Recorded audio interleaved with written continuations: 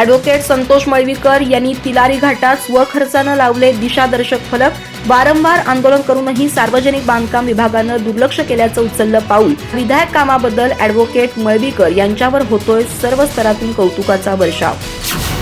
महाराष्ट्र राज्याच्या सीमेवरून गोव्यात जाण्यासाठी सगळ्यात जवळचा मार्ग म्हणजे तिलारी घाट.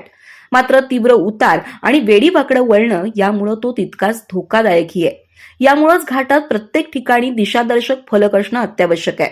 मात्र सार्वजनिक बांधकाम विभागाचं याकडे सातत्यानं लक्ष वेधूनही कोणतीही कार्यवाही होत नव्हती. त्यामुळे अखेर प्रवाशांच्या सोयीसाठी चंदगड येथील सामाजिक कार्यकर्ते ॲडव्होकेट संतोष मळवीकर यांनी स्वखर्चातून तिलारी घाटात दिशादर्शक फलक लावलेत. या विधायक कामाबद्दल ॲडव्होकेट मळवीकर यांच्यावर सर्व स्तरातून कौतुकाचा वर्षाव होतोय.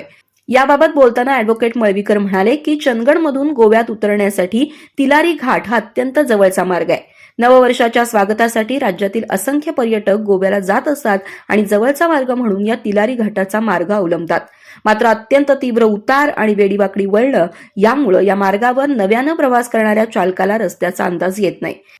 त्यामुळे प्रत्येक ठिकाणी दिशादर्शक फलक लावणं अनिवार्य आहे. मात्र याकडे सार्वजनिक बांधकाम विभागाचं सातत्यानं लक्ष वेधलं तरी त्यांच्याकडून कार्यवाही होत नाही. म्हणून प्रवाशांच्या जीवाची काळजी कुणीतरी घेणं क्रमप्राप्त होतं. त्यामुळे स्वखर्चातून हे फलक लावण्याचा निर्णय घेतल्याचं त्यांनी सांगितलं. शिवाय सार्वजनिक बांधकाम विभागानं आता तरी जागं व्हावं आणि तिलारी घाटातील अपघात रोखण्यासाठी योग्य त्या सुरक्षिततेच्या उपाययोजना कराव्यात, अन्यथा मोठं जन आंदोलन उभारू असा इशाराही बांधकाम विभागाला दिलाय.